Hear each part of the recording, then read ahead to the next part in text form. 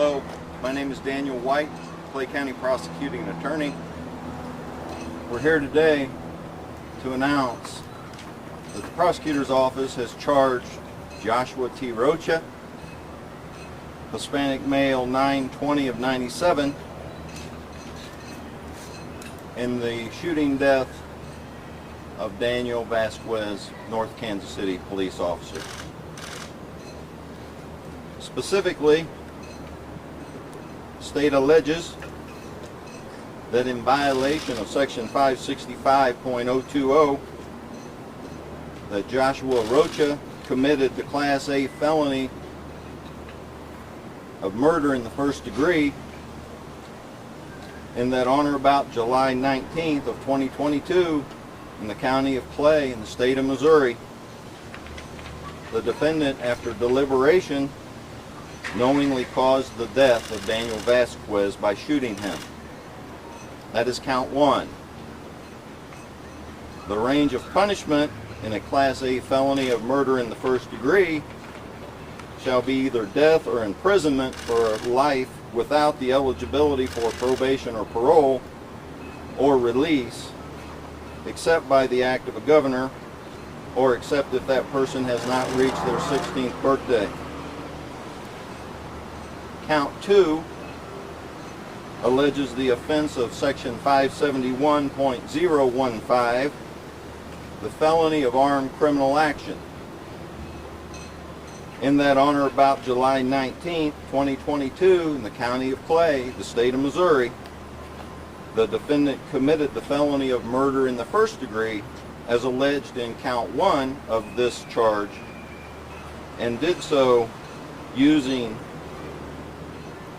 a deadly weapon. The range of punishment on count two for armed criminal action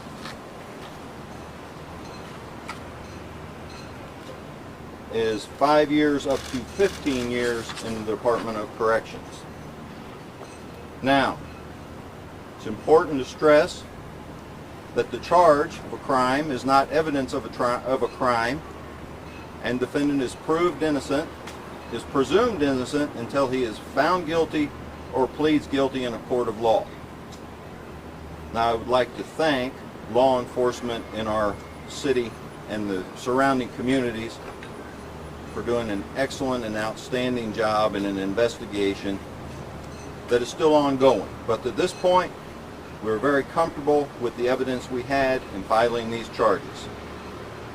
There will be further evidence. There will be other decisions that have to be made in regards to this case. So this is far from over. This is just the beginning. Mr. Rocha will be arraigned tomorrow in Division 7, Clay County Courthouse in Liberty at 1:30. His bond is currently set at $2 million. All right, so at this point, I'm going to ask Chief Freeman to step up. He may have some things that he wants to say. There'll be some other people, and then we'll try to take some questions, which we'll be happy to do. Very limited about what we can talk about because this is an ongoing investigation and this case is still pending. Thank you, Mr. White. Chief Kevin Freeman, North Kansas City Police Department. First and foremost, I just want to thank everybody, thank our law enforcement partners, thank the prosecutor's office for bringing this charge so quickly in a very senseless tragedy.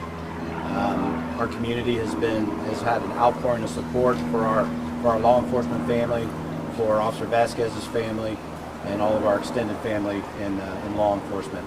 We really appreciate all of that. We couldn't get through this without it. North Kansas City is a great place to police.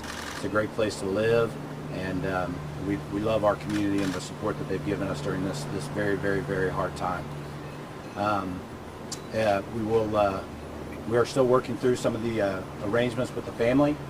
Some of that announcement is ongoing. The family's hoping to meet with the funeral director this afternoon, so we should have some more details on funeral arrangements at that time. Aside from that, I think the mayor would also like to say a few words. and again to express our gratitude to our community. So thank you. Thank you, North Kansas City Police. Thank you. North Kansas City Mayor Bryant DeLong.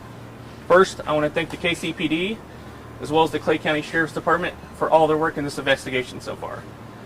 I also want to extend my sincere appreciation for every agency around the Metro that has come and helped over the last day. I also want to thank the Clay County Prosecutor's Office for their work ahead. Unfortunately, there is no successful ending to the tragic death of Daniel Vasquez. Today's announcement, though, is the first step in achieving any justice for Daniel's death. Again, the family, his colleagues, and the community continue to grieve, and I ask that you keep Daniel's family in your thoughts. Anyone wishing to help the family can donate to the FOP's fund they've set up for the family. You can find the link for that on any of the city's social media channels. I would additionally ask that you give the family the space they need to grieve the loss of Daniel. Thank you.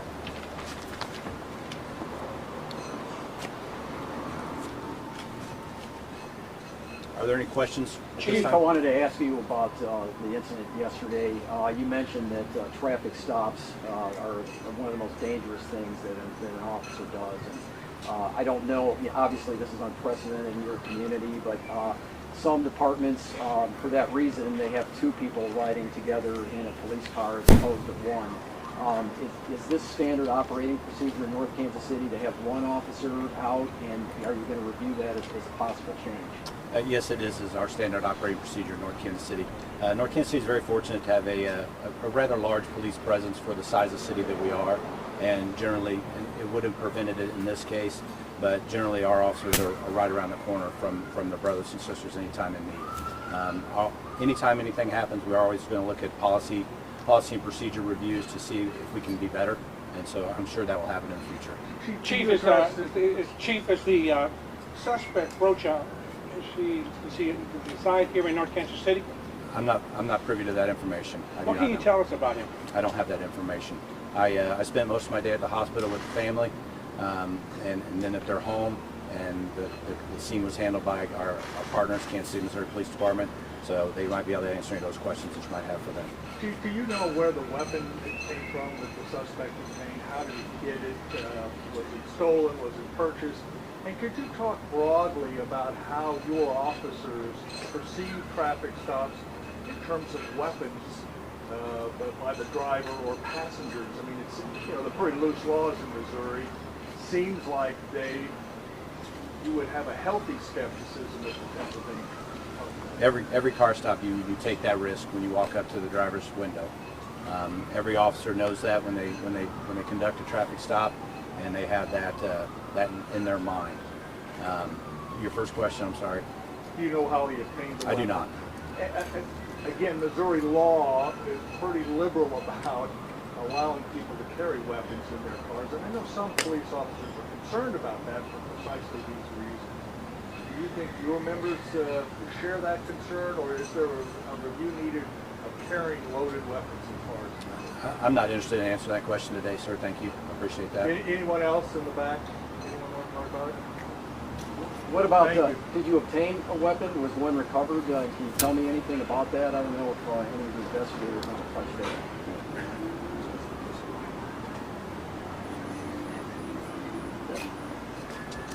Deputy Chief Mike Wood, Kansas City, Missouri Police Department. I'm in charge of the Investigations Bureau. A weapon was recovered yesterday as a result of the search warrant. Can you tell us what kind of weapon? Not at this time. Okay. Do you believe that's the weapon that was used to shoot Officer Vasquez? We're conducting investigations at the lab to determine that at this point. Now, our understanding is he turned himself in to KCPD. Did Mr. Vasquez make any kind of confession or statement to police about this incident?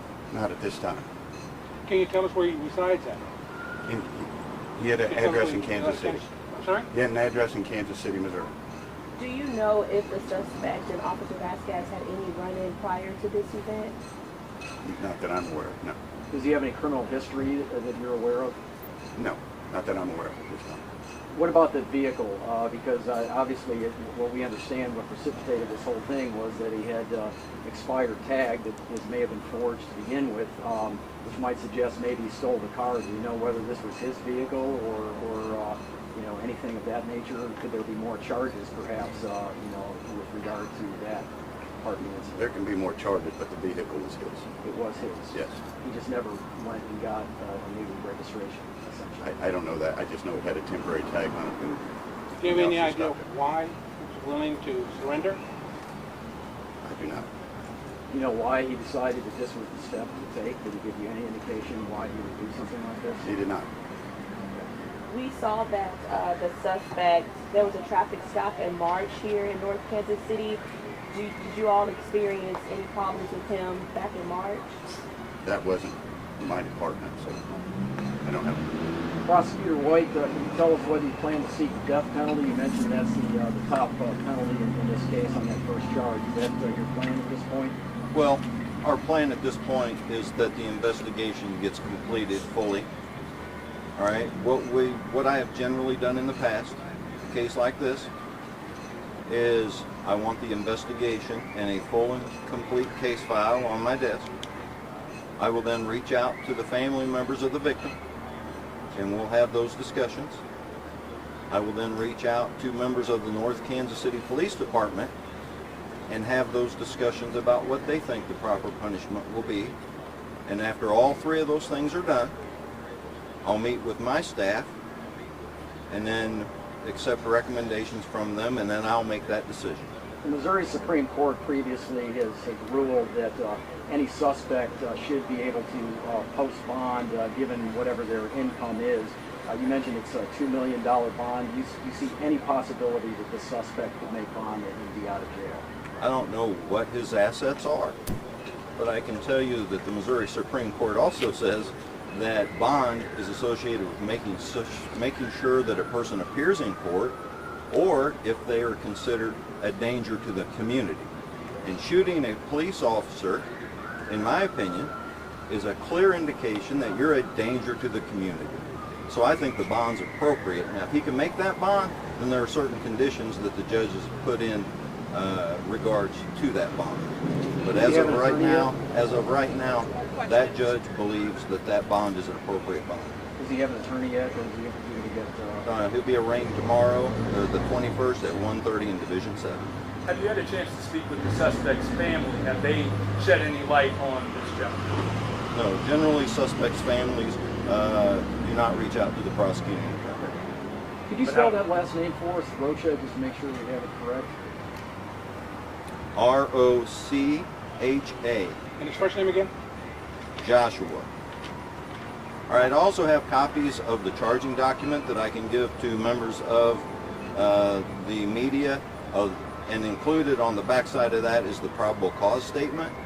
All right, because we're limited about what we can talk about unless it's in the probable cause. So if it's in the probable cause, that is a public document, and you can do with it what you choose, but I am allowed to give that document to you because it's a public document. Thank you. Thank you.